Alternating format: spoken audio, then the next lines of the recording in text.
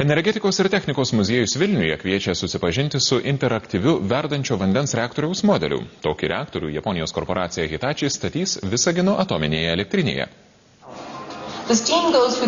Pažangusis verdančio vandens reaktorius yra vienintelis šiuo metu pasaulyje eksploatuojamas trečios kartos pagerintos saugos lygio reaktorius.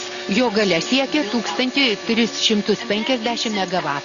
4 tokie reaktoriai veikia Japonijoje.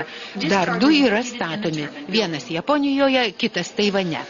Pusę tonos sveriantį interaktyvų reaktoriaus modelį visuomeniai susipažinti į Vilnių atvežė naujos jėgainės statybą besirūpinanti Visagino atominės elektrinės bendrovė. Yra Japonų pagamintas modelis, bet modelis keliauja po pasaulį. Į Lietuvą jis atkeliavo iš Brazilijos. Ir trumpai bus pas mus. Muziejuje jis bus eksponuojamas iki gruodžio 8 dienos.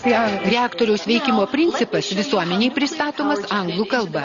Tačiau direktorė sako, kad muziejaus gidai apie viską gali papasakoti ir lietuviškai.